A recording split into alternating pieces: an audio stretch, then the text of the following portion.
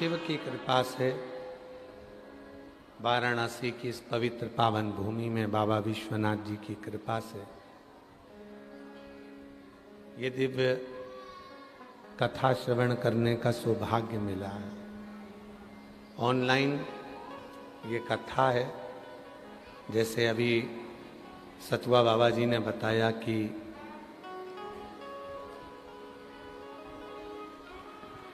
बाबा जी ने आज वीडियो भी भेजे और उस वीडियो में सतुआ बाबा जी के आश्रम की गौशाला पे 50-60 ऑटो खड़े हैं और जो कथा को सुनने के लिए आए। पर ये कथा ऑनलाइन है और इसको ऑनलाइन ही रहने दो तो आनंद होगा। आप सब, एक माता जी तो हरियाणा से आ गई हैं और पंजाब से, लुधियाना से आई हैं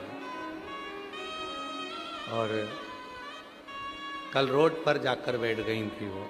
वो खड़ी है, लुधियाना पंजाब से है। बाबा जी कल रोड पे बैठ गई थी, कम से कम 4 से 5 घंटा तक पानी नहीं पिया, कुछ खाया नहीं और रोड पे बैठी रही। केवल शायद ही ऐसी कोई व्यासपीठ हो जिसके लिए लोग इतना संघर्ष करते हैं और कथा को सुनते हैं।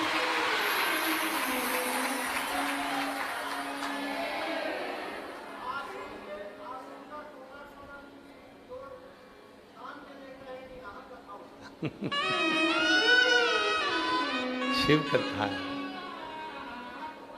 अभी हमको स्तुति करते समय हंसी आ रही थी, तो वह हंसने का कारण केवल इतना था कि गंगा जी और शिव जी का संवाद याद आ गया। हम इतना हंस रहे थे कि वो गंगा जी शिव जी से कितनी कितनी बातें कर रही थी और जितनी भी बात गंगा जी की शिव जी से हुई है वो किसी और घाट पर नहीं हुई, जो काशी के घाट पर हुई है। काशी के घाट।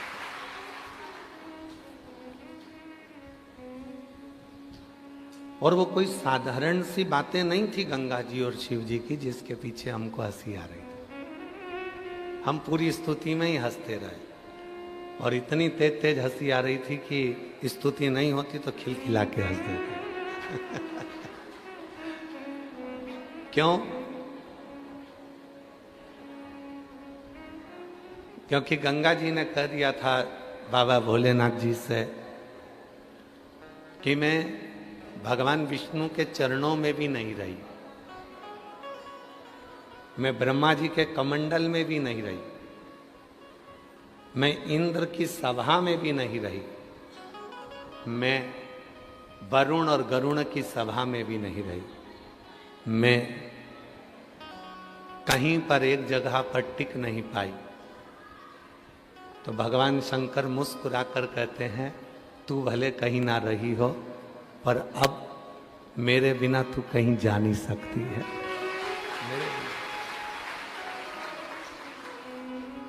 जहां जाना था तेरे को चली गई। इसीलिए पूरी दुनिया में गंगा बहती है और काशी में गंगा रहती है।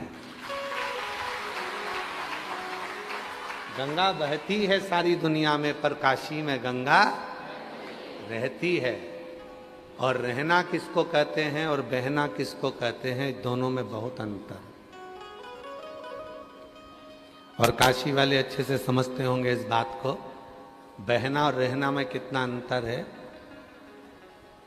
चले गए, शॉपिंग कर ली, सामान खरीद लिया, कोई सामान अपना एकत्रित कर लिया, ले लिया, इसको कह देते हैं बहना। ठीक है। पर रहना किसको कहते हैं? किसी बहू को देखो जो अपने मायके में रहती है तो समझ लो कि वो बह रही है, और ससुराल में रह रही है तो मतलब वो रह रही है। ससुराल में रह रही है।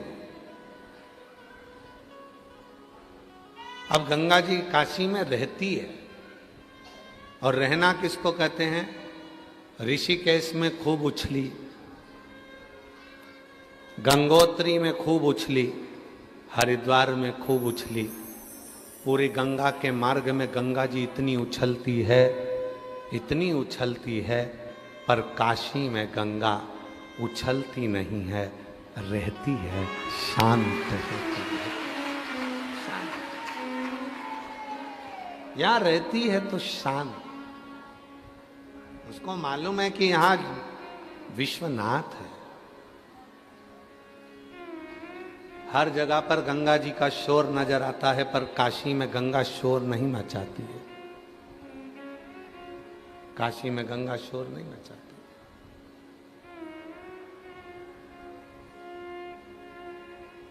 एकदम बिना शोर के, बिना शोर रह गए। और इसी को रहना कहते हैं। आप 3 घंटे की कथा में 2.5 घंटा आपको कथा सुनने को मिलता है, तो आप कथा में रहते हैं। और कथा में रहते हो इसलिए आप एकदम मौन हो जाते हो, शांत हो जाते हो, चुप हो जाते हो। आपको मालूम है कि अगर कथा में मौन होकर मैं अगर बैठूंगी और कुछ पाऊंगी, तो वो मुझे 3 महीने के अंदर मेरी झोली में मेरा बाबा दे देगा। उसको मालूम।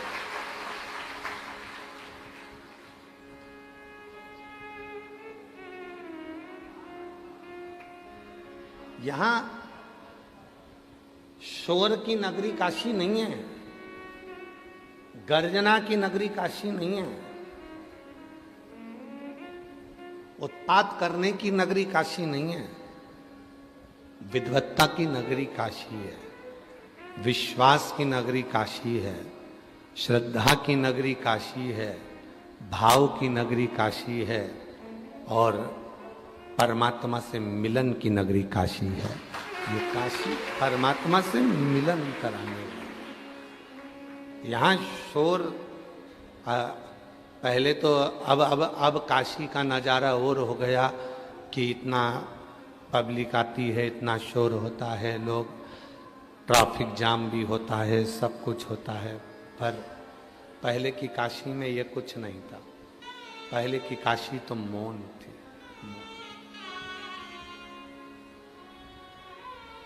इसीलिए शायद सावन के महीने में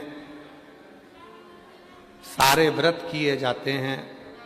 सोमवार का व्रत भी आता है, शिवरात्रि का व्रत भी आता है, मंगला गौरी का व्रत भी आता है, अन्नपूर्णा का व्रत भी आता है, अष्टमी का व्रत भी आता है। पर साथ में एक व्रत सावन के महीने में होता है जिसको मौन व्रत कहा जाता है। श्रावण के महीने में एक व्रत होता है जिसको मौन व्रत कहते हैं।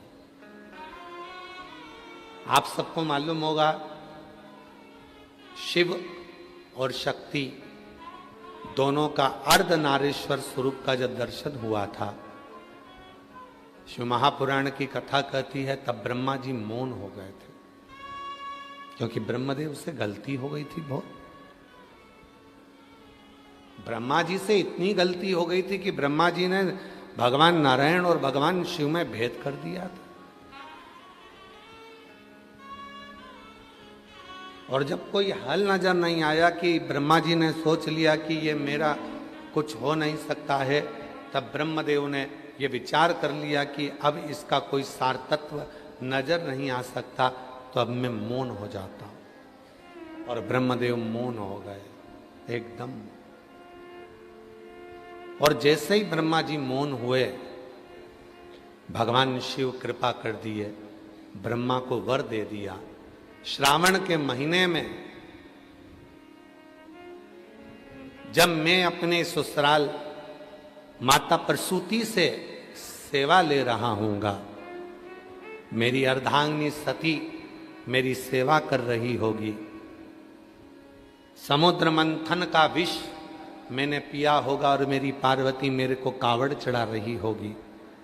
उस श्रावण के महीने में संसार में रहने वाला यदि मनुष्य एक दिन भी कुछ घंटों का भी यदि मौन व्रत धारण कर लेगा, शिव कहते हैं वो एक लोक नहीं अनेक लोकों का सुख भोग कर परम लोक को प्राप्त करेगा।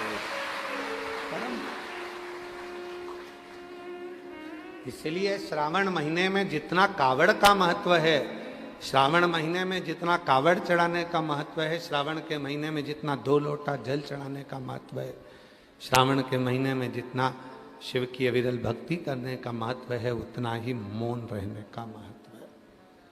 पूरे महीने में एक दिन 2 घंटा, आधा घंटा, 15 मिनट, 20 मिनट, 1 घंटा, एक दिन, जितना भी हमसे बन सकता है उतना हमें मौन धारण करना चाहिए। एक दिन हमें मालूम है पूरे दिन तो तुम मौन नहीं रह सकते और पूरे महीने भी नहीं रह सकते, तो कम से कम एक दिन मौन रहना, चुप रह, शांत।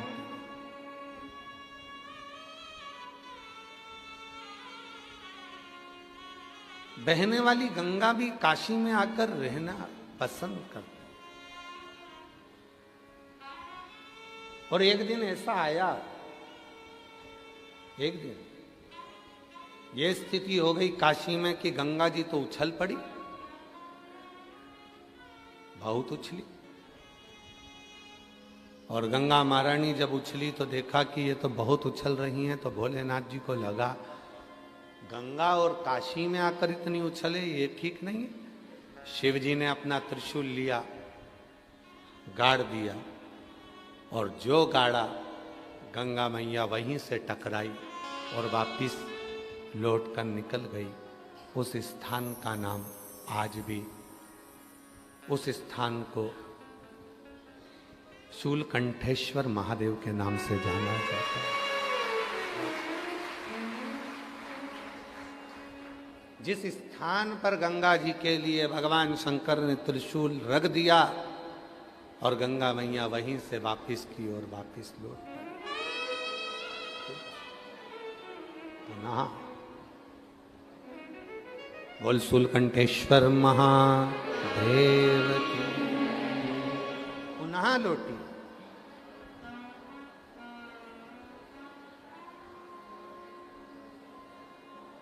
उनको पहचानना, उनको जानना, उनका स्मरण करना, उनकी भक्ति में डूबना। शिव जानते थे, भगवान शंकर के स्मरण में था कि गंगा अविरल बही है, उछली है, तो हो सकता है कि काशी में भी उछले, हो सकता। पर उसको साधना, किसी ने खूब कहा, अच्छा सुंदर कहा है कि पानी और परमात्मा दोनों की याद प्यास लगने पर लगती है। पानी कब याद आता है? जब प्यास लगती है, बहुत प्यास लगे तो पानी की याद आती है। और परमात्मा की याद कब आती है? जब बहुत दुख हो। बहुत प्यास लगने पर पानी याद आता है और बहुत दुख आने पर परमात्मा याद आता है। कैसे भी मेरा शिव मेरे दुख को काट दे। कैसे? तुमसे जो लगन लगी है, जो मन तुम्हारी ओर केंद्रित हुआ है, बस वो लगन लगी है।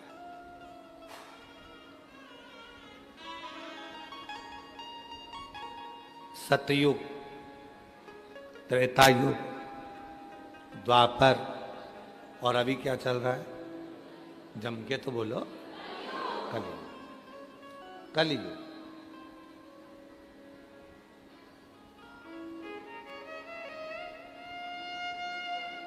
शिव जी के जितने भक्त हैं ना, वो सब भगवान भोलेनाथ जी से कहते हैं कि सतयुग में तो हमको अनुष्ठान करना पड़ता था, यज्ञ करना पड़ता था।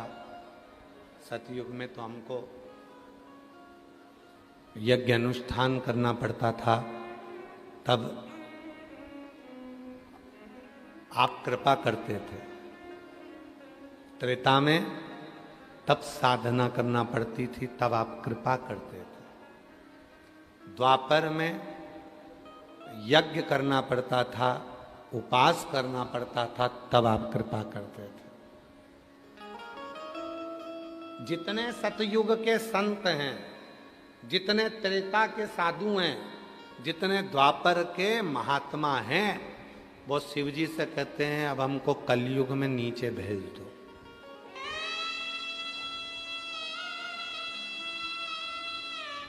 अब हमको कलयुग में नीचे भेज दो। शिव जी ने पूछा क्यों, किस लिए, काय को, किस कारण? तो सतयुग के संत कहते हैं, त्रेता के संत कहते हैं, द्वापर के संत कहते हैं पहले हम यज्ञ करते थे तब शिव प्रसन्न होते थे, व्रत करते थे तब शिव प्रसन्न होते थे, साधना उपासना करते थे तब शिव प्रसन्न होते थे, पर अब हमको कलयुग में भेज दो क्योंकि एक लोटा जल से शिव प्रसन्न हो जाते हैं। एक लोटा जल सारी समस्या का। अब शिव केवल एक लोटे जल से प्रसन्न हो जाते हैं, केवल एक लोटा जल। अब उस जल को चाहे तुम, कोई कहे कि ये गंदा नदी का पानी है, कोई कहे गटर का पानी है, कोई कहे कारपोरेशन का पानी है, कोई कहे नगर पालिका का पानी है, कोई कहे टंकी का पानी है, कोई कहे खड्डे का पानी है, तुम कुछ भी कहते रहो। शिव जी अगर पानी देखते होते तो तुमसे पानी मांगते ही नहीं। शिव जी अगर फूल देखते होते तो तुमसे फूल मांगते ही नहीं। शिव महापुराण में, स्कंद पुराण में, भविष्य पुराण में, अग्नि पुराण में, नर्मदा पुराण में, लिंग पुराण में, नारद पुराण में, ब्रह्म विवर्त पुराण में, कूर्म पुराण में, मत्स्य पुराण में, विष्णु पुराण में, श्रीमद् भागवत पुराण में, जितनी पुराणे हैं और जितनी उनकी उप पुराण है, उसमें ये नहीं लिखा कि जल कहाँ का लेकर आना, उसमें तो ये लिखा भाव से अगर तूने आंख के अश्रु भी चढ़ा दिए तो भी शिव स्वीकार करिएगा, तो भी शिव स्वीकार करिएगा। चलो जाने दो, अब एक कथा सुनो नरसिंह मेहता जी की। नानी बाई का मायरा सावरिया सेठ ने भरा था, पर सावरिया सेठ से मिलाने वाला नरसिंह जी को थे कौन? भगवान देव अधिदेव महादेव। जरा विचार करिए, थोड़ा संगीत सब थोड़ा शांति से रहे। सांवरिया सेठ से शिव जी को मिलाने वाला कौन था? कौन? विचार करना जरा। बड़ी भाभी ने देवर को धक्के मार के निकाल दिया। नरसिंह मेहता जी रोते हुए कहाँ जाते तो बड़े भाई सारंगधर ने कह दिया कि वो टूटा हुआ शिव जी का मंदिर है, वहां चले जाओ। टूटे हुए शिव जी के मंदिर में भेज दिया और टूटे हुए शिव जी के मंदिर में नरसिंह जी चले गए। ना लोटा था, ना जल था, ना फूल था, ना पत्र था, ना भोग था, ना भोजन था, कुछ कुछ। क्या करा नरसिंह जी ने? पूरी रात नरसिंह जी शिवलिंग को गले लगाकर रोते रहे। पूरी रात नरसिंह जी शिवलिंग को गले लगाकर रोते रहे, पूरी रात। सुबह ब्रह्म मुहूर्त में भगवान शंकर ने नरसिंह जी को नंदी पर बिठाया और सांवरिया सेठ का दर्शन कराने के लिए गौलोक धाम ले गए।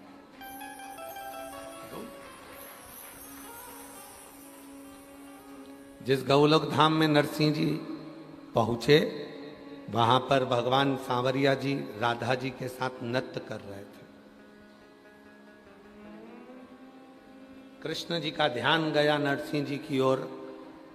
यहां लोग मरने के बाद आते हैं, तुम जिंदा जी आ गए। कैसे आ गए? यहां तो जीते जी कोई आता ही नहीं, मरने के बाद आते। तुम कैसे आ गए? नरसिंह जी कहे, मुझे नहीं पता, पर कोई नंदी पर बिठा कर लेकर आया था। कहां है वो? जो सांवरिया सेठ ने भगवान शिव जी को देखा, जिंदा जी बैकुंठ तक लाने की सामर्थ्यता किसी में नहीं है, केवल एक शिव में है। बोल। जल नहीं था तो भी शिव प्रसन्न हुए। यही कलिकाल की घटना है, यही कलयुग की घटना है। नानी भाई का मायरा कोई सतयुग या त्रेता या द्वापर का नहीं है, कलयुग का है। आंखों के पानी में नमक होता है कि नहीं होता है? बोलो बोलो, जम के बोलो। होता है। अब जब आंखों का पानी नमक वाला शिव जी पे गिरा होगा तो भी तो शिव जी ने स्वीकार किया होगा। अब दुनिया के लोग कहते हैं पानी शुद्ध रखो, और शिव महापुराण की कथा कहती है वाणी शुद्ध रखो।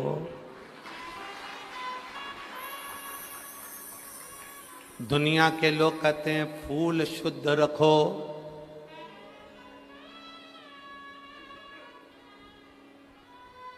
एक पुष्प होता है पारिजात का पुष्प, देखा है आप लोगों ने? पारिजात का पुष्प, उस पुष्प को तोड़ा नहीं जाता, तोड़कर अगर भगवान को चढ़ाया जाता है तो पारिजात का पुष्प फलित नहीं होता, दुख देता है। वो पुष्प का नियम है बाबा जी। वो पारिजात का पुष्प जमीन पे गिरे और उसको उठाया जाए, बिना धोए शिव जी को चढ़ाया जाए तो अनेक फल प्रदान कर देगा।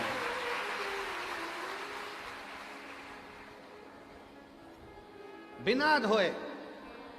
और आज भी प्रमाण है महाराज जी, आज भी हमारे सनातन धर्म में प्रमाण है, जिस पुष्प को पानी में धोकर भगवान को चढ़ाया जाता है वो फूल भगवान स्वीकार नहीं करते। आज भी नियम है वकील साहब, आज भी नियम है। जिस फूल को अगर पेड़ से तोड़ा, पानी में धोया, उसके बाद भगवान को चढ़ाया तो भगवान उसको स्वीकार नहीं करते। ये रीत है आज भी। फूल से टूटा और टूटने के बाद भगवान को चढ़ा दिया, वो स्वीकार।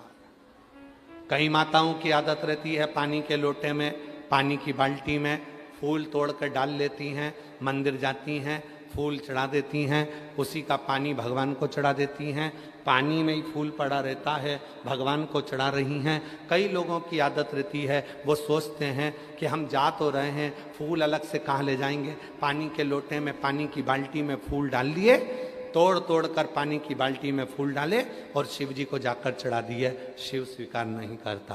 पूरी पुराण को उठाकर देखना, कहीं नहीं लिखा कि फूल को धोकर शिव को चढ़ाना। यहां तक लिख दिया कि पारिजात का यदि फूल, और ये पारिजात का फूल कब आया था? अभी अभी हमने कथा में वर्णन किया था, सीहोर की कथा में। सीहोर की कथा में वर्णन किया था, आप लोगों ने सुना होगा। दुर्वासा बाबा आ गए थे अयोध्या में भोजन करने के लिए। अभी कथा में बोला था, हाँ आप लोगों ने में से किसी न किसी ने सुना होगा। दुर्वासा ऋषि आए अयोध्या, भगवान श्री राम जी, भरत जी, शत्रुघ्न जी, लक्ष्मण जी सब ने आओ भगत करी। मां जानकी जी ने भी प्रणाम करा और राम जी ने कह दिया कि प्रभु भोजन करना है आपको अयोध्या में। तो उन्होंने कह दिया था भोजन तो करूंगा, पर शर्त एक है, भोजन बनाने में अग्नि का प्रयोग ना हो, भोजन बनाने में जल का प्रयोग ना हो, और भोजन बनाने में धेनु का प्रयोग ना हो। कोई दूध, कोई घी, कोई दही, कोई वस्तु गाय की होना नहीं चाहिए। धेनु का प्रयोग भी ना हो, सुनो, अग्नि का प्रयोग भी ना हो और जल का प्रयोग भी ना हो। अब हम चतुर्वेदी जी और अंबाला वाले आप दोनों की धर्म पत्नियों से कह दें कि बिना अग्नि का भोजन बनाना, बिना पानी का भोजन बनाना और बिना धेनु का भोजन बनाना बन सकता है? तो जी बोलेगी कि नहीं बन सकता। बेटी, बनेगा ही नहीं। आप में से कितने लोग हैं जो बिना पानी का भोजन बना सकते हैं, बिना अग्नि का भोजन बना सकते हैं, बिना धेनु का भोजन बना सकते हैं, बिना घी तेल का? और राम जी से क्या कह रहे हैं दुर्वासा जी कि मुझे अगर भोजन कराना है तो बिना अग्नि का, बिना पानी का और बिना धेनु का। और दूसरा, मैं सरयू जी का स्नान कर कर आऊंगा और भगवान शिव की पूजन करूंगा, तो मुझे वो पुष्प ला कर देना जिस पुष्प को अयोध्या और संसार के लोगों ने कभी नहीं देखा हो। कभी नहीं देखा हो ऐसा पुष्प मुझे चाहिए अयोध्या में शिव जी की पूजन के लिए। दुर्वासा जी ने ये डिमांड रख दी। वो तो भगवान को धन्यवाद देना कि सियोर वाला बाबा डिमांड नहीं रखता। दुर्वासा जी ने डिमांड रखी कि अग्नि में बना हुआ भोजन नहीं चाहिए, पानी से बना हुआ भोजन नहीं चाहिए, धेनु से निर्मित भोजन नहीं चाहिए, और वो फूल शिव जी की पूजन में चाहिए जो पूरी दुनिया ने ना देखा हो, पृथ्वी पर किसी ने नहीं देखा, वो फूल चाहिए, वो पुष्प।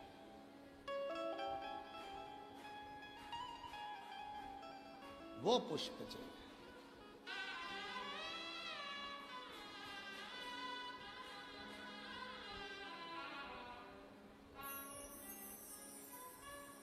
बहुत अच्छा है जो सियोर वाला बाबा ज्यादा डिमांड नहीं रखता। ये जितने लोग सोशल मीडिया पे बोलते हैं ना कि बाबा इतनी डिमांड, बाबा इतनी डिमांड, तो ये तो छोटी मोटी है। भारी डिमांड होना चाहिए, हल्के फुल्के थोड़ी ना है। विश्वनाथ जी के बेटे हैं, शिव के पुत्र हैं, कोई छोटे मोटे। अब राम जी चिंता में पड़ गए। राम जी के समझ में नहीं आया कि मैं ऐसा भोजन, सीता जी से पूछा तुम बना दोगी? सीता जी बोली बिना आगी के और बिना पानी के, बिना घी तेल के कोई भोजन बनेगा? पूरे अयोध्या में दिखवाया ऐसा कोई फूल जिसको किसी ने नहीं देखा हो। बाबा वशिष्ठ के पास गुरु जी ने कह दिया एक पत्र लिखो, इंद्र के लिए छोड़ दो। उस पत्र में लिखना 2 वृक्ष भेज दो, 2 वृक्ष, एक कल्प वृक्ष और दूसरा पारिजात का वृक्ष, 2 वृक्ष भेज। पत्र गया और वो पत्र इंद्र के चरणों में जाकर गिरा, तो पत्र पढ़ते से ही इंद्रदेव ने 2 वृक्ष भेजे। कौन कौन से वृक्ष भेजे? एक कल्प वृक्ष, एक पारिजात।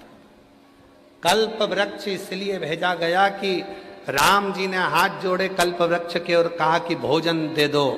कल्प वृक्ष से जो मांगो वो मिल जाता है। बना हुआ भोजन सामने आ गया, ना अग्नि लगी, ना पानी लगा, ना धेनु लगी, और भोजन दुर्वासा जी के सामने। दूसरा, पारिजात का वृक्ष आया। जिस पारिजात के फूल को किसी ने नहीं देखा था, वो राम जी ने दुर्वासा जी को दिया शिव जी को चढ़ाने के लिए। और वो फूल जो जमीन पर पड़े थे वो राम जी बीन कर दुर्वासा जी को दिए थे, शिव ने स्वीकार किए थे। शंकर भगवान उसी क्षण राम जी की साक्षी में कहते हैं सुनो राघव, आज भूमि पर पड़ा हुआ ये पुष्प तुम्हारे हाथ का स्पर्श पाकर मेरे पास आया है। आज के बाद संसार का मनुष्य जब पारिजात का फूल मुझे देगा तो वो तोड़ कर देगा तो फल नहीं मिलेगा, पर भूमि पर पड़ा हुआ देखा तो मैं राम के रूप में उसको स्वीकार कर। राम जी के हाथ के पुष्प के बराबर पुष्प पारिजात का भूमि पर पड़ा हुआ पुष्प हो जाता है। और दुनिया के लोग बात करते हैं कि ये पानी मत चढ़ाओ, वो पानी मत चढ़ाओ, ये मत करो। शिव जी को ये कई लोग कह देते हैं ये बेलपत्र तुम्हारी पूरी टूट गई है, ये बेलपत्र खंडित हो गई है, ये खंडित बेलपत्र है, शिव जी को मत चढ़ाओ, इसकी एक पत्ती नहीं है, शिव जी को मत चढ़ाओ, ये बेलपत्र का आधा टुकड़ा है, शिव जी को मत चढ़ाओ, ये बेलपत्र का इतना सा टुकड़ा है, शिव जी को मत चढ़ाओ। शिव महापुराण की कथा जिसने पढ़ी नहीं है वो व्यर्थ की बात करते हैं। और जिन्होंने शंकर जी को जान लिया, शिव महापुराण में यहां तक लिखा है कि अगर बेलपत्र के 1,00,000 टुकड़े हो जाएं और बेलपत्र सूख भी जाए, सूख कर भी उसका चूरा बन जाए और चूरे का भी एक तिनका मात्र भी शंकर को चढ़ जाए तो सहस्त्र बेलपत्र के फल के बराबर फल प्राप्त हो जाता। जो समझे ही नहीं उनको क्या समझाए? जो आज भी दिमाग में लेकर बैठे खंडित है, खंडित है, खंडित है।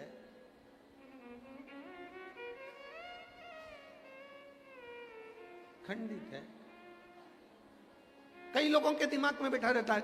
और आप लोगों से निवेदन है, आज की कथा में से ये वाला वीडियो काट के डाल देना आप लोग। जो लोग कहते हैं बेलपत्र खंडित है, बेलपत्र का टुकड़े से टुकड़ा, टुकड़े से टुकड़ा भी अगर है और वो भी अगर शिव को समर्पित है तो वो भी सहस्त्र बेलपत्र के बराबर हमें फल दे रहा है। सहस्त्र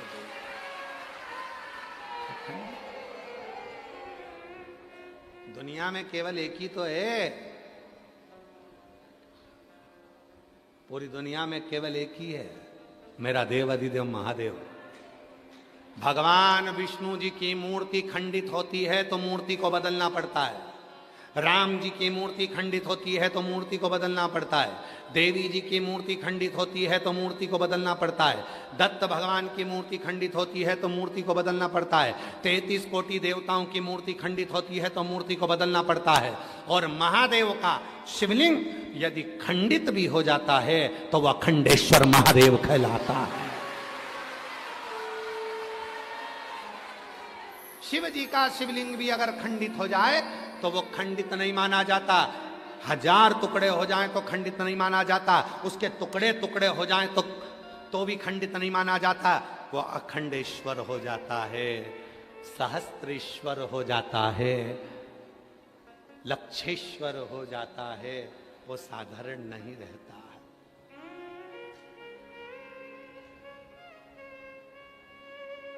लक्षेश्वर अखंड है, वो खंडित ही नहीं हुआ। सारी दुनिया में सबसे ज्यादा आक्रमण अगर द्रोहियों ने करे हैं तो काशी पर करे हैं। अगर विधर्मियों ने सबसे ज्यादा आक्रमण करे तो काशी विश्वनाथ पर करे। सब कुछ तोड़ लिया उन्होंने, पर काशी आज भी अजर और अमर जैसी खड़ी की खड़ी है। अजर अमर है। गली गली के मकान तोड़कर देख लो, हर मकान के नीचे से शिवलिंग निकलेगा, हर ओटले के नीचे से शिवलिंग निकलेगा, हर भूमि के नीचे से शिवलिंग निकलेगा। विद्रोहियों ने पूरी तरह से शिवलिंगों को खंडित कर कर देख लिया, पर उनको क्या मालूम था ये विश्वनाथ है जो दुनिया का भरण पोषण करने वाला है, ये कभी खंडित नहीं होता, ये तो अखंड है और अखंड ही रहेगा। ये अखंड है और अखंड ही रहेगा। ये कोई साधारण नहीं है, इसको समझना साधारण नहीं है।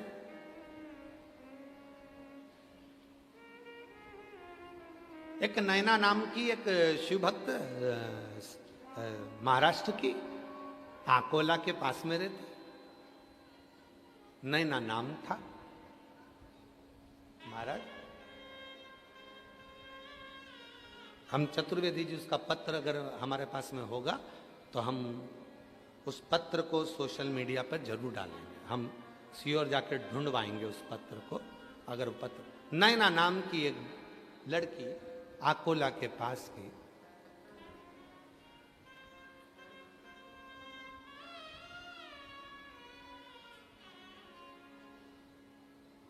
हॉस्पिटल में जॉब करती है।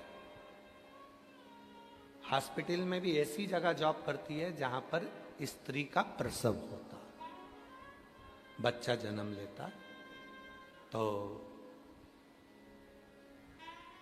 पूरी की पूरी वो बच्चे को जन्म देने में उसका पूरा शरीर जो है वो प्रसव के कारण बस रक्त में अधिक में हो जाता है और वो पूर्ण तरह से गंदी हो जाती। वो कहती कि मैं पूरा मेरा शरीर गंदा हो जाता। अब बच्चा जन्म लिया, अब ये तो माएँ जानती हैं, माँओं को मालूम है कि प्रसव के समय पर बच्चा जब जन्म लेता है तो कितना कितना वहाँ रक्त आदि गंदा हो जाता है।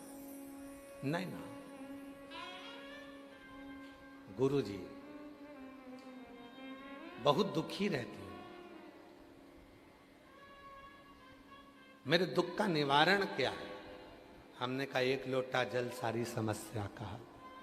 हमारे पास तो कोई दूसरा निवारण तो है ही नहीं। पानी चढ़ाओ, दुख मिटाओ, बोल बम का नारा है, श्री शिवाय।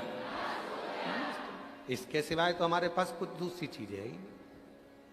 दुनिया के लोगों के पास में बहुत सारी चीजें हैं, कोई भभूति दे देगा, कोई बेल दे देगा, कोई नारियल दे देगा, कोई कुछ दे देगा। हमारे पास तो ये भी नहीं है।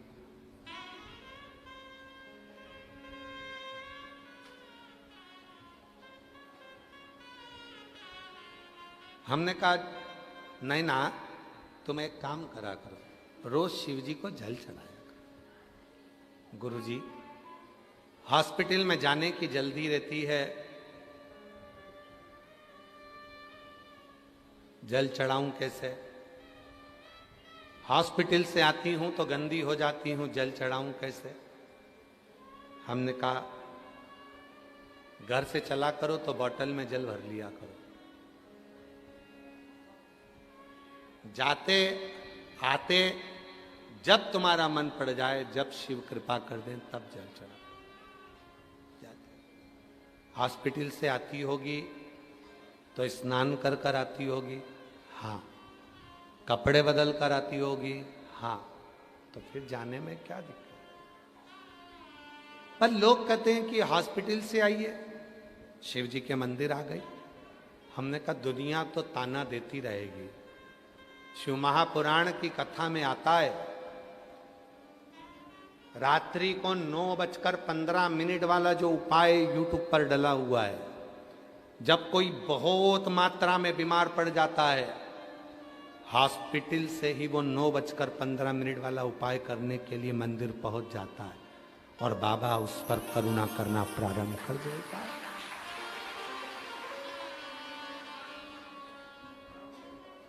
शिव गंदा शरीर नहीं देखे हैं, शिव गंदा मन देखते हैं।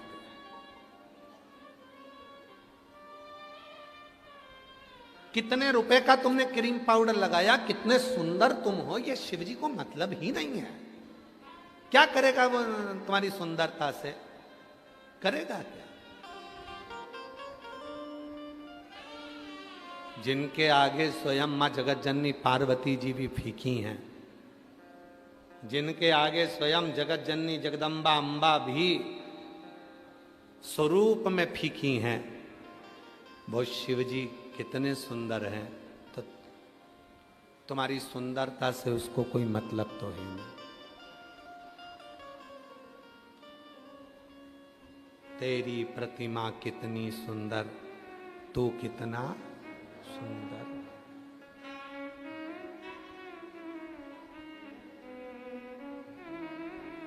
वो कितना सुंदर,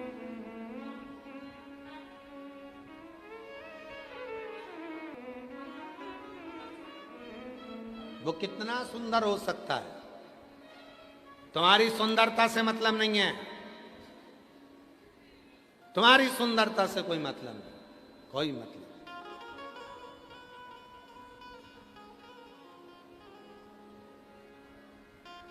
नाथू भगत की कथा याद है आप लोगों को? काशी में रहने वाले, जितने काशी में रहने वाले, नाथू भगत की कथा आप लोगों के स्मरण में होगी। नाथू भगत शिव का परम उपासक, गंगा जी के तट पर रहता था। 80 घाट के नजदीक में एक बड़ा सा किला था। उस किले के एक आले में वो रहता था, किले के आले में। और वो किले के घाट के किले के आले में। अब थोड़ा ध्यान देना तुम लोग, जरा स्मरण रखिएगा। आप लोग तो काशी के रहने वाले हो। गंगा के घाट पर बहुत बड़े बड़े घाट हैं। घाट के अंदर जहाँ लोग खड़े होकर नहाते हैं, ऐसे गोल गोल चबूतरे बने रहते हैं, उसके अंदर आले बने रहते हैं। आले, उस आले के अंदर नाथू भगत रहता था। जितने काशी वाले हैं उन सब के स्मरण में एक कथा होगी कि वो नाथू भगत काशी में रहता और 80 घाट के नजदीक में केदार खंड के अंतर्गत निवास करता। नाथू भगत जिसको भी प्रवचन देता था, बोलता था, तो एक ही बात कहता था, कभी उसने काशी से बाहर पांव नहीं रखा। कैलाश नहीं गया क्योंकि उसको मालूम है कैलाश मेरी काशी में है। कभी देवी का दर्शन करने नहीं गया क्योंकि 9 देवियां मेरी काशी में है।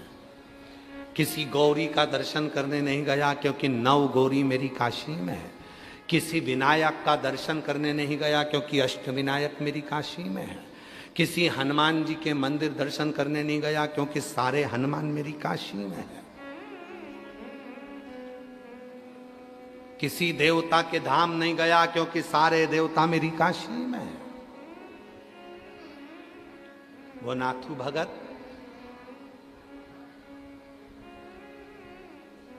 10 साल में उसका एक नियम था, वो भंडारा करता था।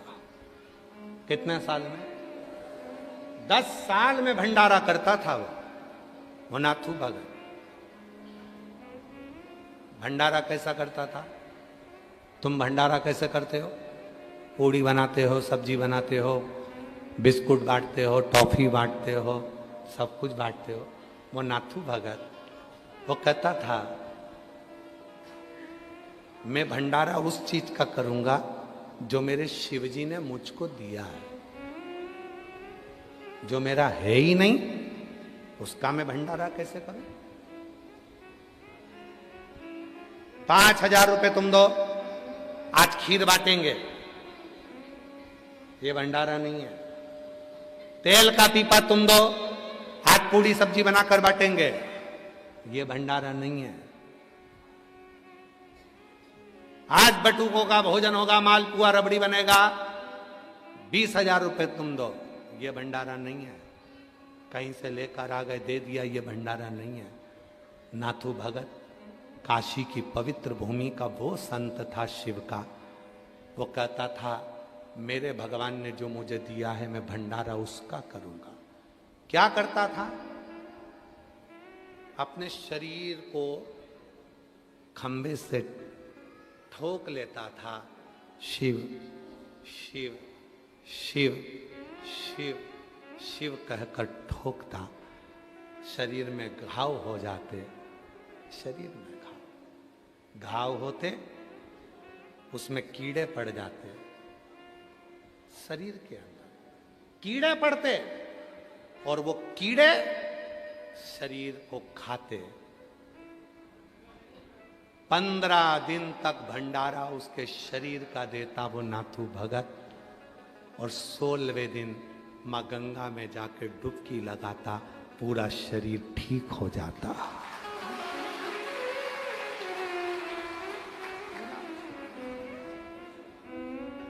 पूरा शरीर ठीक। काशीवासी वो नाथू भगत को भूल नहीं सकते।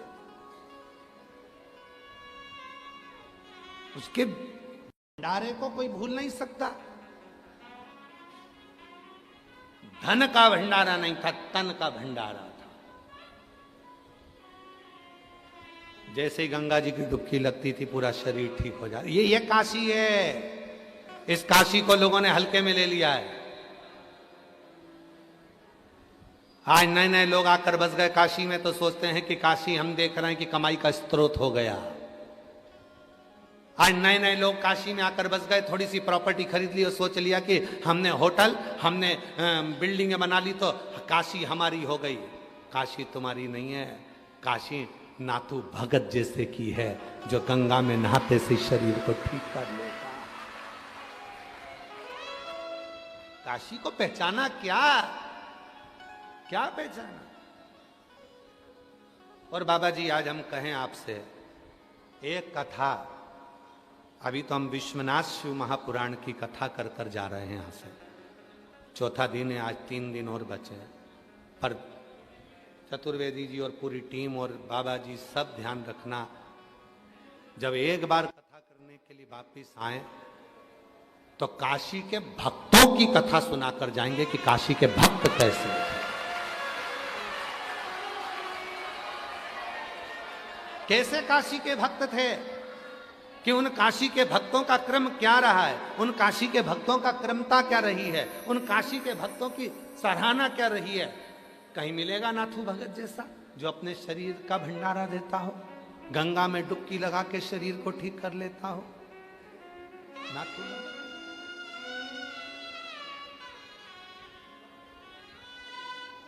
आओ काशी के एक भगत की ओर बात करें तो विपन्नन, काशी का एक भगत विपन्नन मणिकर्णिका पर रहता था।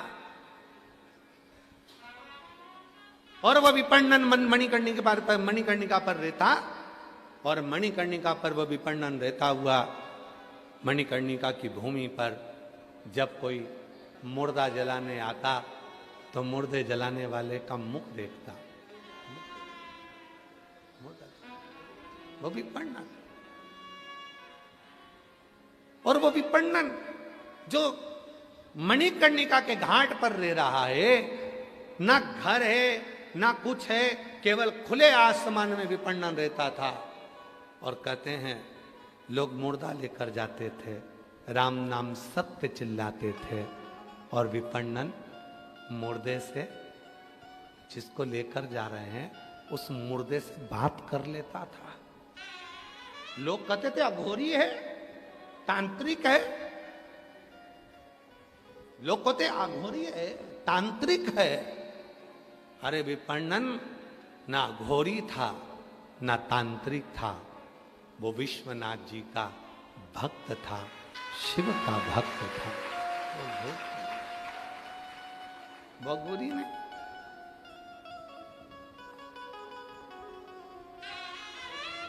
विपन्नन लोग कहते थे तांत्रिक था, विपन्नन लोग कहते थे अघोरी था। विपन्नन जिसकी चरित्र काशी के शास्त्रों में मिलता है, और उसको पढ़ो तो मिलता है कि विपन्नन मुर्दों से बात कर लेता था, मुर्दों से। और सुनो ए काशी वासियों, आप सबके चरणों को प्रणाम कर कर एक बात कहना चाहता हूं इस विपन्नन के चरित्र से। प्रश्न था विपन्नन का, एक ब्राह्मण मस्तक पर त्रिपुंड, गले में रुद्राक्ष की माला, भस्म पूरे शरीर पर लगी हुई, त्रिपुंड, और विपन्नन के पास आ गया। उस दिन विपन्नन खुले आसमान में बैठे थे, मुर्दे से बात कर रहे थे, मुर्दे से। ये काशी है वकील साहब, ये काशी है जहां मुर्दे से बात करने वाले संत भी यहां निवास करते थे। गर्व होना चाहिए काशी वासियों को कि यह काशी है।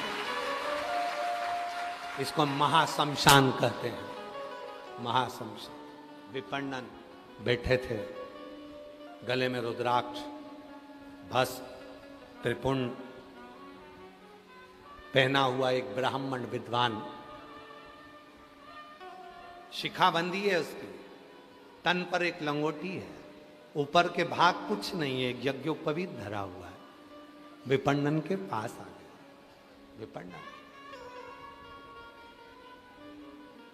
आज विपण्णन मुर्दे से बात कर कर हंस रहे थे, तो मैं पूछा कि भाई मेरा प्रश्न है। ब्राह्मण ने पूछा कि परमात्मा से प्रेम और संसार से प्रेम में क्या अंतर है। सुनना जरा, बड़ा सुंदर है। परमात्मा से प्रेम और संसार से प्रेम में क्या अंतर है। विपण्णन ने जो कहा हम आज की भाषा में सुनाएंगे, पुरानी भाषा में नहीं सुनाएंगे, क्योंकि आज की भाषा में तुम्हें जल्दी समझ में आएगा। विपण्णन ने कहा परमात्मा से प्रेम और संसार के प्रेम में क्या अंतर है। ब्राह्मण ने पूछा तो विपण्णन ने जवाब दिया, कोई हॉस्पिटल में पड़ा हुआ है, घर से लोग भोजन ले जाने को टेंशन समझ रहे हैं, ये संसार का प्रेम है।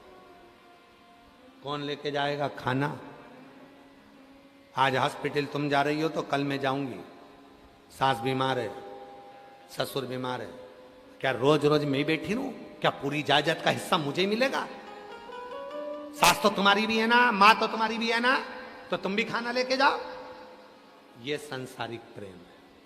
विपण्णन अपनी भाषा में समझाए थे, पर सियोर वाला बाबा अपनी भाषा में समझा रहा है। ये सांसारिक प्रेम है। डॉक्टर से जाकर पूछ रहे हैं ठीक हो जाएंगे कि नहीं होंगे। डॉक्टर ने कह दिया चांस तो थोड़े कम है। तो फिर कितने दिन के हैं? ये सांसारिक प्रेम। विपण्णन की भाषा को हमने अपनी भाषा में बदला है। विपण्णन की भाषा तो बहुत ऊंची है, जिसको समझने में हमको समय लग जाएगा, इसलिए हमने अपनी भाषा में। फिर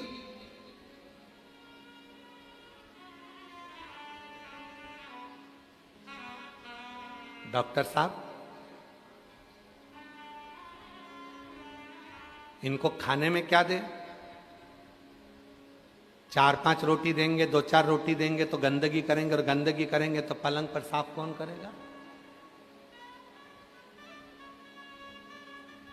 भोजन की मात्रा कम कर दी, 2 रोटी 1 रोटी, जिससे वो मलमूत्र ना करे, साफ कौन करेगा? संसारिक प्रेम है। और विपण्णन ने कहा यह संसार का प्रेम है। जिस व्यक्ति ने करोड़ों कमाए, जिस व्यक्ति ने लाखों कमाए, जिस व्यक्ति ने दुकान जमाई, जिस व्यक्ति ने बंगला बनाया, जिस व्यक्ति ने घर बनाया, आज उसी पर लोग खर्च नहीं कर पाते। विचार करते हैं ज्यादा खर्चा हो जाएगा, हॉस्पिटल से जल्दी छुट्टी दे दो, घर ले जाते हैं। अब जब मर ही रहे हैं तो घर ही मर जाएंगे। इसको कहते संसारिक प्रेम। और विपण्णन ने फिर कहा परमात्मा से प्रेम किसको कहते हैं? तो विपण्णन कहते हैं दर्द में भी अगर वो याद आ रहा है, दुख में भी आंसू के साथ विश्वनाथ का नाम निकल रहा है, और मरने से पहले भी ये तुम्हारे भीतर विश्वास है कि मेरे साथ मेरा विश्वनाथ है। वही परमात्मा का प्रेम। इसी को परमात्मा का प्रेम कहते हैं। इसी को परमात्मा के प्रति प्रेम कहा गया। इसलिए मेरी जीजियों, जितने भी आस्था चैनल पर कथा सुन रही हैं, जितने फेसबुक यूट्यूब पर कथा सुन रहे हैं, जितने मेरे जीजा, जितनी मेरी जीजी, जितना मेरा बेटा बेटी, जितने मेरे बुजुर्ग माँ बाप यहाँ बैठे हैं, पंडाल में बैठे हो जितने, बाहर बैठे हो जितने, और जितने आस्था चैनल पर कथा सुन रहे हैं, सबसे निवेदन है अंतिम समय आए उससे पहले अपनी अलमारी में जितनी साड़ियां रखी हैं सब पहनो।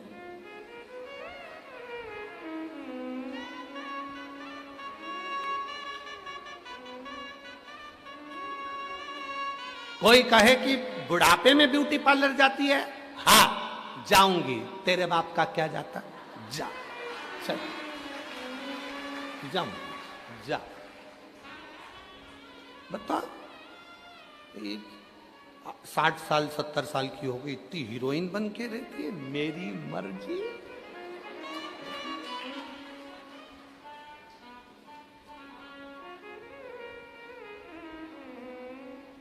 कब अपन ही खुश होकर नहीं जी सके तो फिर परमात्मा भी पूछेगा, भेजा था तेरे को नीचे, क्या करा? बच्चों की शादी करी, बेटियों की शादी करी, दामाद मिल गए, बहुएं आ गई, सारा काम धंधा उनको दे दिया। बाद में काशी में पंडित प्रदीप मिश्रा की कथा सुनने जाने का मन हुआ, बच्चों से कहा मुझको टिकट बनवा दे, बच्चा के रहने दो, भीड़ चल रही है, अभी कोई टिकट मिकट नहीं मिलेगा। और ससुराल में बेटे के यहाँ काम आ गया तो तत्काल टिकट में डाल दिया। और बाप को माँ को अगर काशी जाना था तो कहा रहने दो, कहाँ जाओगे, रहने दो, क्या करोगे? जब तक तुम्हारे घर में चले तब तक सारे तीर्थ कर लो, सारे तीर्थ। जब तक तुम्हारे घर में चले तब तक दान पुण्य कर लो। फिर तुम 5 रुपए भी निकाल के दान नहीं कर पाओगे, क्योंकि कैमरे लगे होंगे।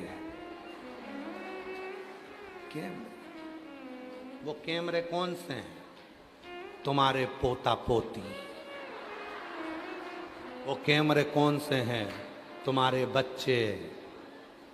जैसे ही बुआ घर में आई राखी पे, और घर के जितने पोता पोती सब दादी के कमरे में।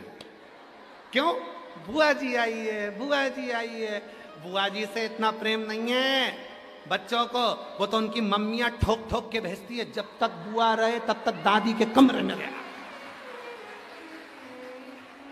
और देखते रहना दादी क्या क्या दे रही है। और बच्चे पूरी चौकीदारी करते, इतने इतने से बच्चे, 2 चोटी बंदी, बहुत जोरदार का कैमरा है। देख के तुरंत गई, मम्मी आज दादी बुआ जी को पलंग में से निकाल के लाल कलर की चुंदड़ी वाली साड़ी दे रही थी। कैमरा, और वो कैमरा कैच कर गई। बहू ने ध्यान दे लिया, साड़ी दी है, हाँ। जब बुआ जी जाने लगी तो बहू भी कहने लगी अपने अपने पतियों से, देख लो आई थी तो एक बैग लेके आई थी, जा रही 4-4 लेके। कैमरा है, कैमरा, कैमरा।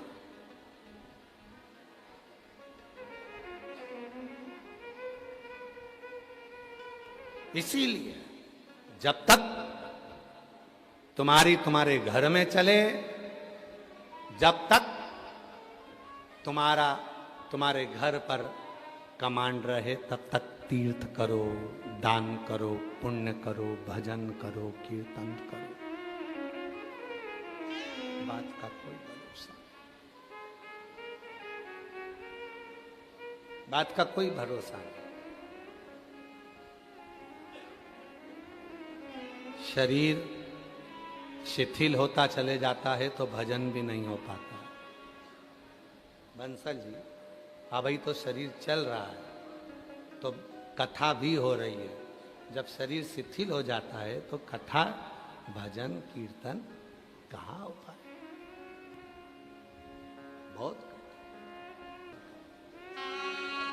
पर एक बात आप लोगों से कहें, आज जो आप लोगों को देखा, आप लोगों का जो प्यार देखा है शिव पुराण के प्रति, दरवाजे पर खड़े होकर इंतजार करना, शायद दुनिया में पहली व्यासपीठ होगी जिसके लिए दरवाजा भी बंद कर दिया जाता है कि कोई आए ना। पर पहली व्यासपीठ देखी होगी, दरवाजा बंद करने के बाद भी कूद के आ जाते।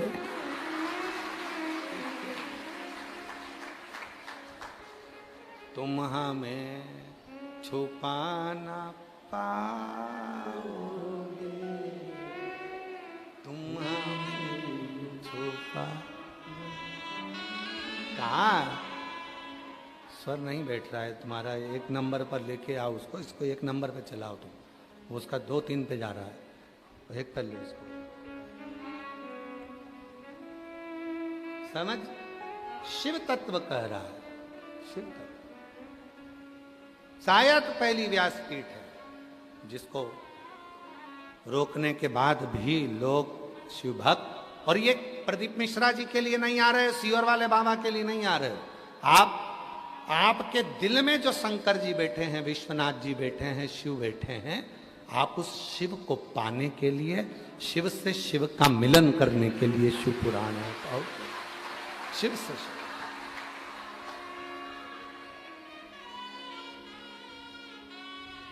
तो त्रेता, सतयुग, द्वापर, इन सारे युगों में सर्वश्रेष्ठ युग कौन सा है? कलयुग। अगर आप सब सतयुग में होते तो हवन कर रहे होते, तप कर रहे होते, आंख बंद करके बैठना होता तुमको 4-6 घंटे तक। त्रेता में होते तो भी तुम्हें तप करना पड़ता, द्वापर में होते तो भी तुम्हें यज्ञ करना होता, पर कलयुग इतना सरल, एक लोटा जल सब समस्या।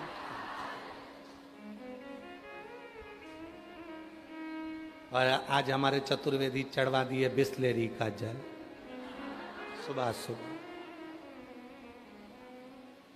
सुबह जल ढूंढ रहे थे मंदिर में, जल ना मिला तो चतुर्वेदी जी बोले ले बिस्लेरी का है।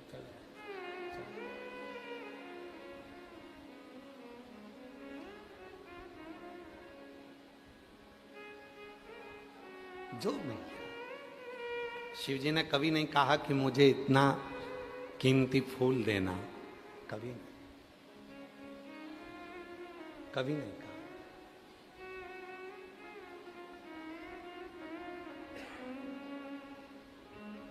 कभी नहीं शिव जी ने कहा कि मुझे इतना कीमती सामान दो, इतना कीमती फूल दो, इतना कीमती सामग्री मुझे दो।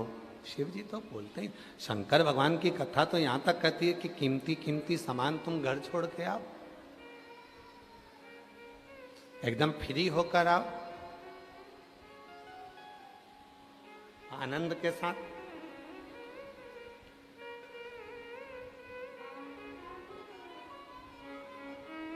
जमनादास जी का चरित्र कथा है ना, 252 वैष्णव की वार्ता में सेठ, एक भगवान का भक्त था जमनादास,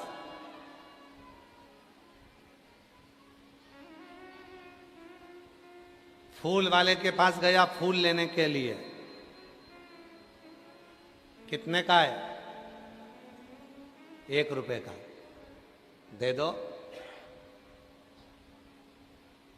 बाबा को चढ़ाऊंगा, श्रीनाथ जी को, गोवर्धननाथ जी को, विश्वनाथ जी को दे दो, ले।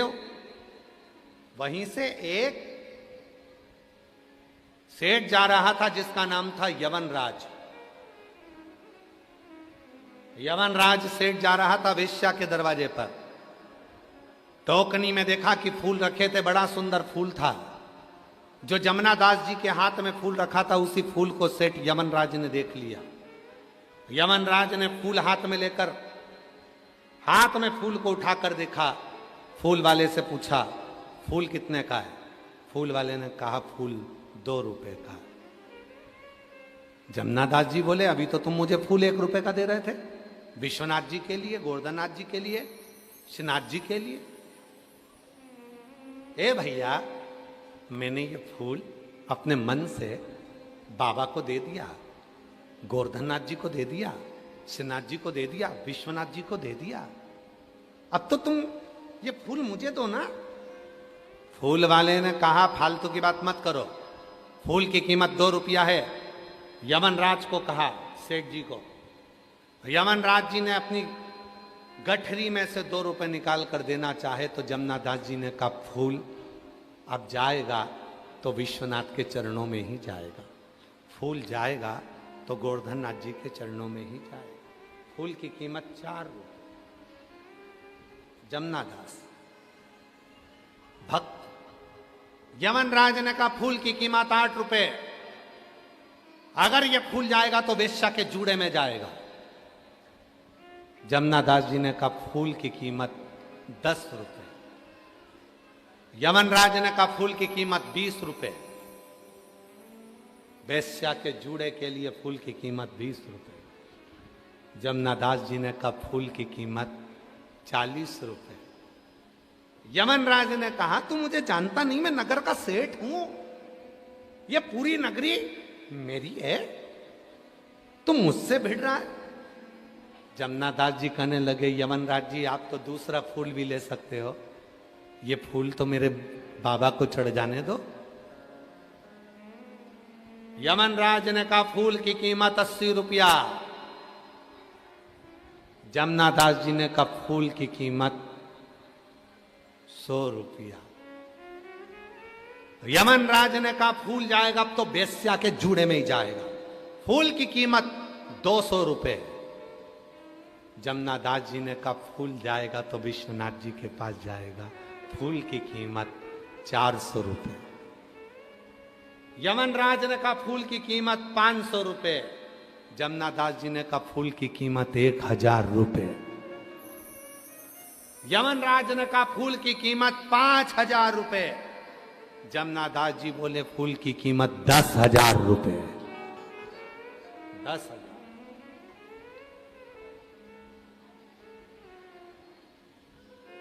यमनराज ने पता लगाया कि ये इसके पास कितनी जमीन जायदाद है, पता करो।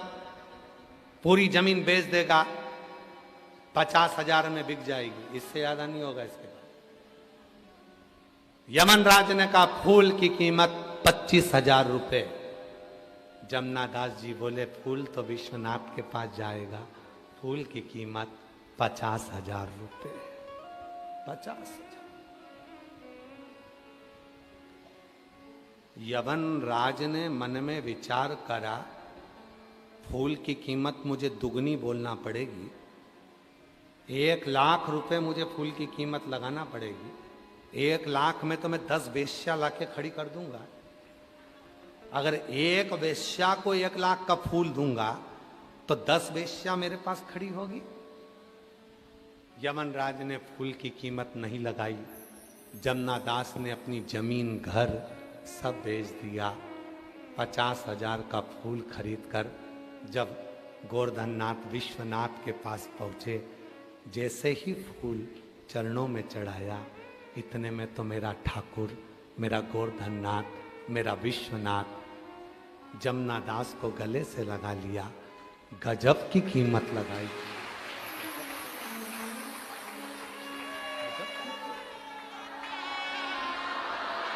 गजब की कीमत। आज भी अगर भगवान शंकर के फोटो का दर्शन करो, श्रीनाथ जी के चित्र का दर्शन करो, गोवर्धननाथ जी के फोटो का दर्शन करो, आज भी जमुना दास जी का वो फूल तुम्हें फोटो में मिलेगा। फोटो में। आप लोगों में से किसी ने शंकर जी का फोटो देखा? अगर शिव जी का फोटो देखा हो तो यहाँ एक फूल लगा हुआ उनका देखा होगा कान के पास। किस किस ने देखा है? दर्शन किए? शिव जी के कान के पास में एक फूल होता है, श्रीनाथ जी के हाथ के ऊपर एक फूल होता है, गोवर्धननाथ जी के हस्त के ऊपर एक फूल होता है। कोई पूछे कि भगवान शंकर जी के कान के पास में केवल एक ही फूल क्यों है, तो जवाब मिलेगा वो फूल किसी और का नहीं है, वो जमुना दास का फूल आज तक मेरा महादेव अपने कान के पास लगा। वो जमुना दास जी का फूल आज भी मेरे गोवर्धननाथ जी अपने हस्त कमल पर रखते हैं। कीमत फूल की नहीं है, कीमत भाव की है, कीमत दिल की है, कीमत हृदय की है। अब लोग कहें कि पानी गंदा, कोई कहे फूल बेकार हो गए, कोई कह दिया पानी फूल मुरझा गए, कोई कहने कह दिया ये बेलपत्री टूट गई, कोई कह दिया बेलपत्री खंडित हो गई, कोई ने कह दिया नारियल सड़ाई निकल गया।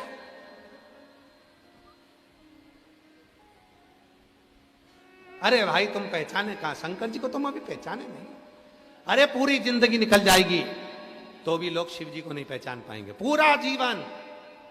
और जितने हमारे श्रोता हैं, हम बाबा के इस विश्वनाथ जी की धरा से कर रहे हैं, जितने श्रोता आस्था चैनल पर, फेसबुक, यूट्यूब पर सुन रहे हैं, उन सब से निवेदन है, तुम्हें अगर कोई आडंबर में डाले, कोई कहे तुमसे शिव जी को ये अच्छा देना, शिव जी को ऐसा देना, शिव जी को वैसा देना, समझ लेना वो तुम्हें केवल आडंबर में डाल रहा है। शिव जी को तो केवल तुम्हारा दिल चाहिए, भाव चाहिए, श्रद्धा चाहिए, शिव जी नहीं। आओ कुबरेश्वर बाबा की धरा पर, सीहोर की पवित्र धरा पर, पवित्र सीहोर की भूमि पर आना और पवित्र सीहोर की भूमि पर आकर कुबरेश्वर बाबा के धाम जाना।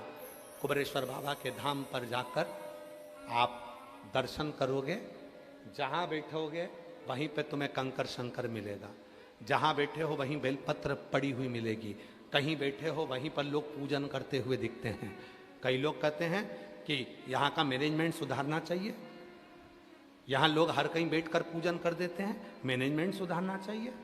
हम उनसे निवेदन करते हैं, ये भूमि कंकर शंकर की है, जहाँ व्यक्ति कंकर उठाता है, बैठता है, दिल से बात करता है, चले जाता है, वहाँ जैसे ही एक कंकर उठाकर वो लेकर गया, फिर वो जो 4 कंकर पड़े हैं उसका कोई महत्व नहीं है। वो जो एक कंकर ले गया अपने विश्वास से, उस एक कंकर ने शंकर बनकर उसका कल्याण करना प्रारंभ कर दिया।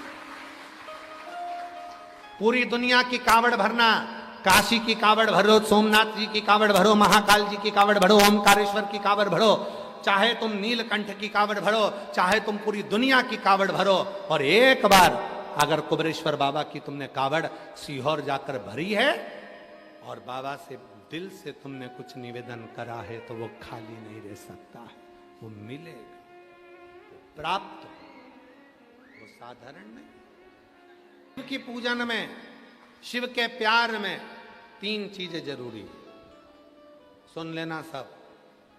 शिव की पूजन में और शिव के प्यार में 3 चीजें जरूरी है। पहले नंबर पर वफादारी, बोलो, अगर वफादारी है तो शिव तुम्हारा है। बाबा जी, आज के जमाने में लोग गुरु के प्रति भी वफादार नहीं हो पाते, माता पिता के प्रति भी वफादार नहीं हो पाते, अपनों के प्रति भी वफादार नहीं हो पाते, धर्मपत्नी और बच्चों के प्रति भी वफादार नहीं हो पाते, पति पत्नी के प्रति वफादार नहीं हो रहा और पत्नी पति के प्रति वफादार नहीं हो रहा। अगर वफादार होते तो लेटरिन की, बाथरूम की टाइल्स के नीचे दबे हुए नहीं मिलते। वफादार होते तो ड्रम के अंदर पड़े हुए नहीं मिलते। वफादार, गुरु के प्रति भी वफादारी बहुत जरूरी। जिस गुरु को तुमने मंत्र लिया है, जिस गुरु को तुमने मान लिया कि मैंने श्री शिवाय नमस्तुभ्यम मंत्र ले लिया, वो गुरु मेरा है।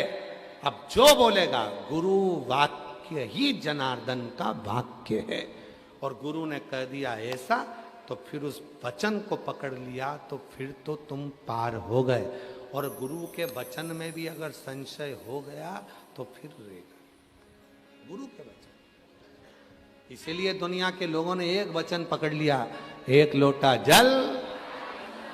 जब दुनिया के लोगों ने एक वचन पकड़ लिया कि एक लोटा जल सारी समस्या का हल है, तो काय को आडंबर में फंसूं, काय को पाखंड में जाऊं, काय को इधर उधर भटकूं।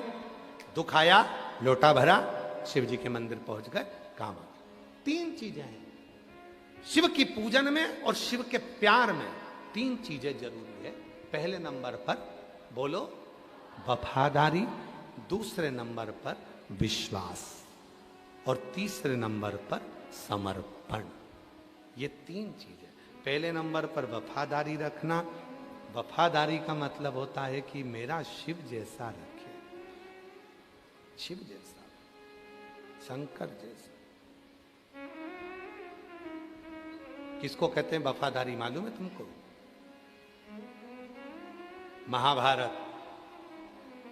महाभारत का वन पर्व वर्णन करता है। एक पुरुष का नाम लिखा है, शिव जी के एक भक्त का नाम। महाभारत के वन पर्व में शंकर जी के एक भक्त का नाम लिखा है, जिसका नाम है पुरुष मृगा। जम के बोलो, क्या नाम है? पुरुष मृगा। आप सबको मालूम होगा कि अगर कोई बच्चे के मुंह से राल टपकती है, कोई बच्चा हाथ पैर से विकलांग है, बुद्धि से विकलांग है, उसका शरीर सही काम नहीं करता, कोई बहुत ज्यादा व्यसन में डूबा हुआ है, नशे में डूबा हुआ है, नशा छूट ही नहीं रहा है, पूरा घर किसी एक व्यक्ति को सुधारने में लगा है पर वो सुधर ही नहीं रहा है, तो यही पुरुष मृगा जो महाभारत में वन पर्व के अंदर जिसका नाम आया है, शिव जी का भक्त पुरुष मृगा, इसका नाम लेकर पीपल, एक पीपल का पत्ता और एक बेलपत्री का पत्ता, ये दोनों पीपल के पत्ते की नोक को बेलपत्री के पत्ते की नोक के साथ उल्टे हाथ में आगे करा जाता है, सीधे हाथ से शहद का पानी, पानी में थोड़ा सा शहद घुला हो, वो इस नोक पर किनोर पर डाला जाता है शिव जी के ऊपर, शंकर जी के। नाम क्या लिया जाता है? पुरुष मृगा। नाम देकर जब जल चढ़ता है उसको कटोरी में झेल लिया जाता है। जो बच्चा मानसिक विकलांग होता है, शरीर से विकलांग होता है, कहते हैं शरीर में कोई ऐसा रोग हो जाता है जिसका इलाज पूरे दुनिया में नहीं है, उस रोग में भी जीबीएस बीमारी के अंतर्गत भी अगर उस जल को शिव पर चढ़ाकर उसको सुबह दोपहर शाम थोड़ा थोड़ा देना प्रारंभ करते हैं, शरीर में बल आता है और शरीर काम करना प्रारंभ कर देता है, वो पुरुष मृगा। महाभारत के वन पर्व में वर्णन आता है पुरुष मृगा का।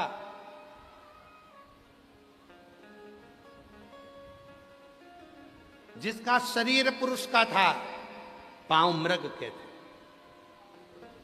पांव मृग के थे, पुरुष मृग।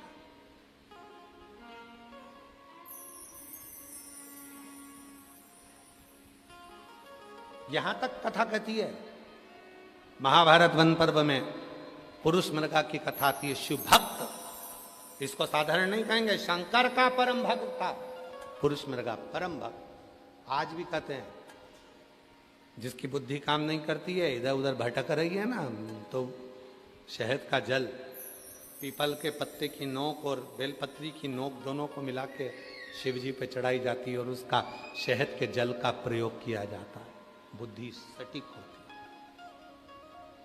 जो बच्चे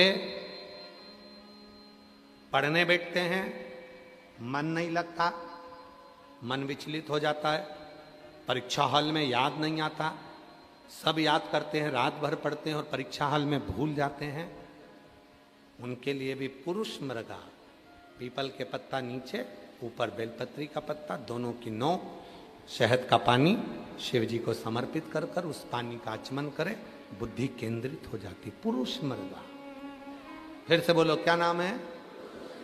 पुरुष मृगा। वन पर्व महाभारत में चरित्र आता है। राजसु यज्ञ चल रहा है युधिष्ठिर के यहां, पांडवों के राजसु यज्ञ। महाराज, और राजसु यज्ञ में ब्रह्मा जी की ओर से आए, विष्णु जी की ओर से आए, इंद्र की ओर से आए, सबकी ओर से आए, पर शिव जी की ओर से कोई नहीं आया। तब गुरु जी ने कहा कि यह काम करो, शंकर जी का एक परम भक्त है पुरुष मृगा, यदि वो यज्ञ में, राजसु यज्ञ में आ गया तो समझ लो कि ये यज्ञ सफल हो गया और तुम्हें वर प्राप्त हो गया, फिर तुम कभी जिंदगी में हार नहीं सकते। पुरुष मृगा आना चाहिए, पुरुष। हर हर पुरुष मृगा आना चाहिए।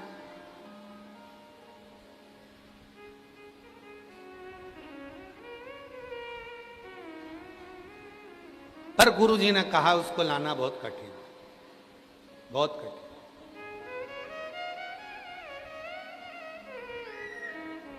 लाओ कैसे? तो महाराज पुरुष मृगा को लाया, कैसे जाए? भीम कहने लगे, अरे मेरी चुटकी का काम है, तुम चिंता मत करो, मैं लेके आऊंगा, अभी लेके आता हूं। भीम गए, पुरुष मृगा मिल गए। पुरुष मृगा ने कहा कि भीम क्या बात है? भीम कहने लगे, हमारे यहाँ यज्ञ चल रहा है, चलो। पुरुष मृगा कहने लगे, मैं शिव जी की पूजन कर रहा हूं, नहीं जा रही है।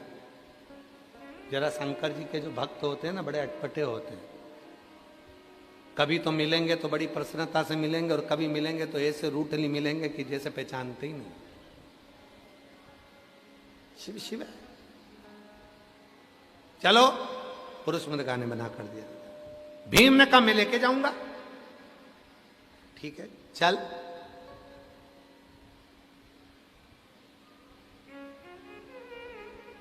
लगा दौड़। अगर तू जीत गया तो मैं हस्तिनापुर जाऊंगा, और अगर हार गया तो तेरे शरीर के 42 टुकड़े कर कर तालाब में फेंकूंगा। मंजूर है, भाग। भीम तो हल्के में ले रहा था शिव जी के भक्त को। शंकर का भक्त कभी हल्के में नहीं लेना चाहिए, बड़ा भारी होता है, बहुत भारी। 100 के करीब में तो हम ही हैं, भारी तो है, ठीक है। शिव का भक्त कोई हल्का है?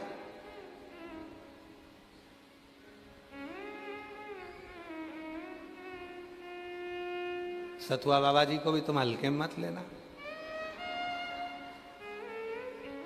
मसान में रहने वाला, शमशान के सामने रहने वाला, दिन रात मुर्दे जलते देखने वाला कोई साधारण नहीं हो सकता। शिव ही का कोई कृपा, तो कोई साधारण नहीं है। बाबा जी हम कई बार कह देते हैं अपनी कथा में कि उत्तर प्रदेश सरकार के माननीय मुख्यमंत्री जी योगी जी को भी हल्के में मत लेना, बहुत भारी है। एक तरफ तो गोरख पर पीठ के पीठाधीश्वर, दूसरी तरफ मुख्यमंत्री। दुनिया के लोगों को लगता है कि वो केवल मुख्यमंत्री हैं, पर सही मायने में देखा जाए तो मुख्यमंत्री तो बाद में है, पहले गोरख पीठ के पीठाधीश्वर हैं, और वो पीठ जो दुनिया की आनंद का सुख देने वाली पीठ है लोगों के लिए, उसको समझना कठिन। शिव भक्त को कौन जान सकता है? भीम ने कहा मैं भागता हूं, ठीक है पकड़ो।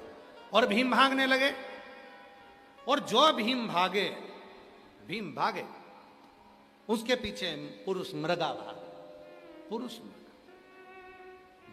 हारने लगा। भीम पकड़ाई में आने वाला था, पकड़ाई में भीम की आंख में से आंसू बहने लगे। दौड़ते दौड़ते भीम रोने लगा। भीम रो रहा।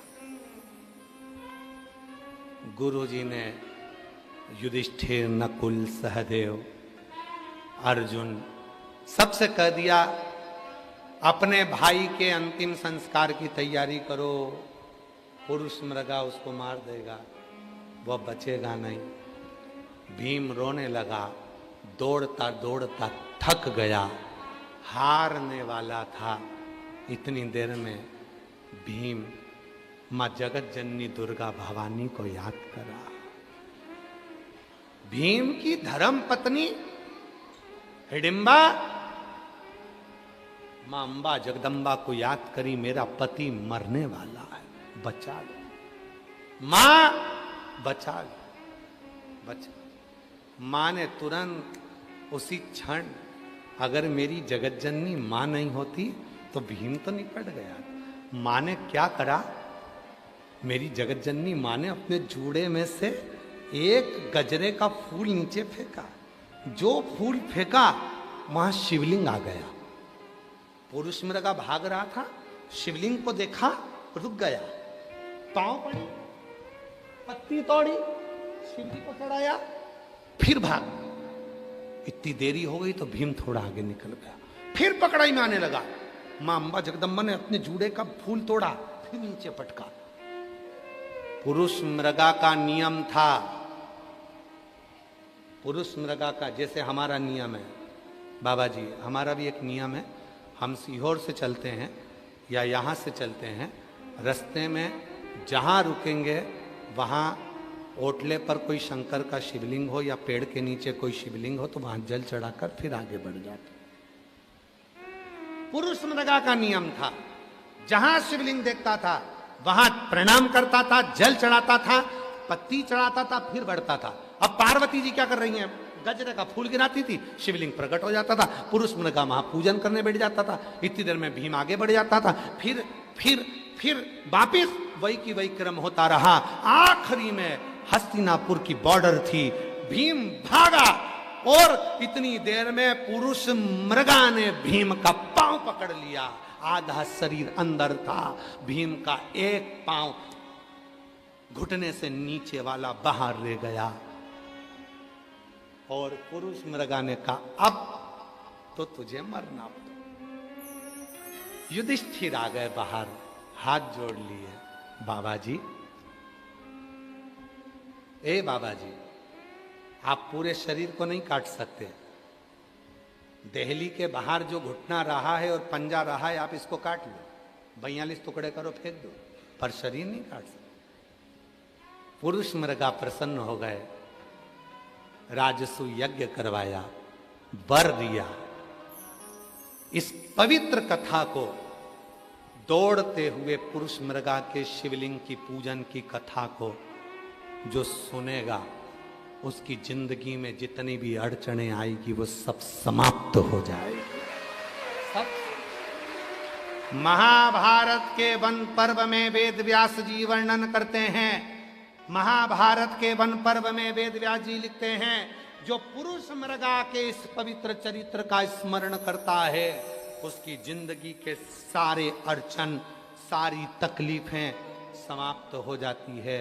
क्योंकि ये पुरुष मृगा कोई साधारण नहीं है, शिव जी का वो भक्त है जो चलते चलते शंकर को पूजन करता, स्मरण करता और बढ़ता रहता है। और विश्वनाथ की धरा पर रहने वालों को तो इसका स्मरण है।